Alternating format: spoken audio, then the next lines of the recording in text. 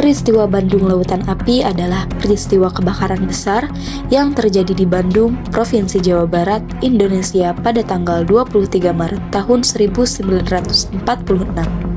Sekitar 200.000 penduduk Bandung membakar kediaman mereka sendiri dalam peristiwa tersebut. Kemudian meninggalkan kota menuju pegunungan di daerah selatan Bandung. Karena peristiwa tersebut tidak hanya menjadi simbol perlawanan rakyat Indonesia terhadap penindasan kolonial Belanda, tetapi juga menjadi tonggak penting dalam memperkuat persatuan dan semangat perjuangan dalam perjalanan menuju kemerdekaan. Sebelum Bandung Lautan Api memuncak, pada 12 Oktober tahun 1945, pasukan Inggris yang dipimpin oleh seorang panglima perang yang bernama Brigadir Jenderal MacDonald tiba di Bandung. Mereka berniat menguasai Bandung untuk dijadikan markas strategis militer. Mereka menuntut agar semua senjata api yang dirampas dari tentara Belanda dikembalikan. Selain itu, tawanan Belanda yang baru saja dibebaskan juga kembali berulah dan melakukan tindakan yang mengganggu keamanan. Akibatnya, terjadi bentrokan bersenjata antara pihak Inggris dan tentara Indonesia. 3 hari setelahnya, pada tanggal 27 November tahun 1945, Brigadir Jenderal MacDonald memberi ultimatum kepada Gubernur Jawa Barat, yaitu Bapak Datuk Yamin, agar wilayah Bandung Utara segera dikosongkan.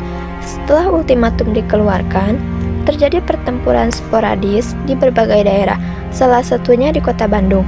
Sementara itu, Sekutu yang mulai terdesak kembali mengeluarkan ultimatum kedua yang ditujukan langsung kepada Perdana Menteri Indonesia pada saat itu, yaitu Sultan Syahrir.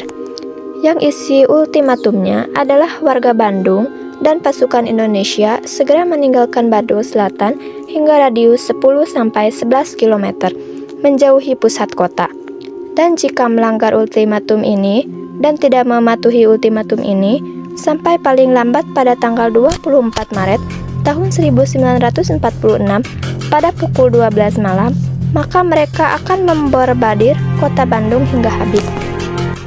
Mendengar ultimatum tersebut, Perdana Menteri Sultan Syahrir pun meminta Jenderal A.H. Nasution sebagai pimpinan tentara di Bandung untuk menuruti ultimatum tersebut, karena Sultan Syahrir tidak mau ada lagi korban yang berjatuhan semakin banyak, dan menghindari aksi kebentrokan senjata karena beliau merasa tentara bantukan Indonesia ini belum memiliki kekuatan militer sebesar pasukan sekutu. Dan sebagai seorang Perdana Menteri, Sultan Syahrir pun lebih memilih untuk berjuang melalui jalur diplomasi. Dikarenakan Jenderal A.H. Nasution bingung harus bagaimana, jadi ia pergi menemui sekutu untuk bernegosiasi. Sayangnya, pihak sekutu langsung menolak mentah-mentah permintaan Jenderal A.H. Nasution. Setelah mendengar itu, beliau pun bergegas kembali ke pos komando. Saat sampai di sana, beliau mendapatkan pesan telegram dari markas tertinggi Tentara Republik Indonesia yang berada di Yogyakarta, yaitu Panglima Besar Jenderal Sudirman, dan pesannya berisi, "Setiap jengkal tumpah darah harus dipertahankan." Setelah mendapat pesan tersebut, Jenderal A.H. Nasution semakin bingung. Ia harus mematuhi perintah pusat, yaitu dari Perdana Menteri Sultan Syahrir, tetapi sebagai pimpinan militer, beliau juga harus patuh pada Panglima Besar, yaitu Jenderal Sudirman. Akhirnya, beliau pun segera melakukan diskusi dengan para anggotanya untuk dapat menentukan solusi terbaik dari masalah tersebut. Pada saat diskusi tersebut dibuka, pada saat itulah Mayor Rukana menyampaikan sebuah saran, yaitu, "Para warga ini tidak apa-apa pergi saja dari kota Bandung ini, tetapi sebelum pergi dari Bandung, kota Bandung harus terlebih dahulu dibumi hanguskan agar tidak bisa diambil oleh sekutu." Setelah dipertimbangkan oleh Jenderal A.H. Nasution, akhirnya beliau pun setuju bahwa solusi itulah yang paling tepat. Tentara Indonesia pun segera mengatur strategi. Karena jumlah tentara pihak Indonesia lebih sedikit dibanding sekutu, tentara Indonesia memutuskan untuk merancang operasi bumi hangus. Tanpa menunggu waktu yang lama, pada tanggal 24 Maret tahun 1946, Jam 2 siang, Tentara Republik Indonesia menyiarkan perintah agar semua warga Bandung dapat meninggalkan kota sebelum jam 10 malam. Setelah siaran tersebut tersebar, warga Bandung pun segera berbondong-bondong meninggalkan rumah dengan membawa barang seadanya. Jenderal Ahana Sution sebagai Komandan Divisi 3 TRI atau TRI memerintahkan untuk mengevakuasi warga menuju tempat yang lebih aman. Setelah penduduk meninggalkan kota Bandung, operasi bumi hangus pun segera dilakukan dengan membakar rumah atau gedung di Bandung. Pasukan tentara pun mulai membakar asrama mereka sendiri. Begitu pula dengan warga Bandung yang akan berangkat mengungsi, mereka memilih untuk terlebih dahulu membakar rumah mereka yang semula mereka tempati. Hanya dalam waktu singkat, kota Bandung sudah ditelan oleh lautan api. Konon katanya saat Bandung mulai terbakar dan rombongan rakyat Bandung masih di dalam perjalanan menuju ke pengungsian, banyak dari rombongan tersebut meneriakkan kalimat yang sama, yaitu "Meskipun kau telah menjadi lautan api, mari Bu, rebut kembali." Mereka berulang-ulang mengulangi kalimat tersebut. Kondisi tersebut dimanfaatkan oleh tentara Indonesia untuk menyerang Nika secara gerilya. Setelah membumi hanguskan kota Bandung, TRI atau TRI segera hengkang dari kota tersebut.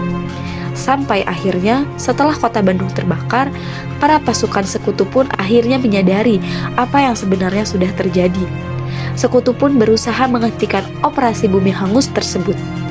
Akibatnya, tanpa menunggu waktu yang lama, terjadilah bentrokan senjata di berbagai wilayah.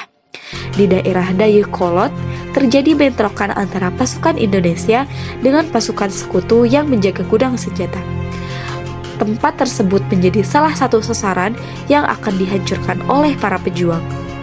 Pasukan mendapatkan perintah untuk menghancurkan gudang senjata tersebut berasal dari gabungan beberapa laskar masyarakat yang beranggota 11 orang dan dipimpin oleh seorang pemuda pejuang yang berusia 19 tahun yang bernama Muhammad Toha.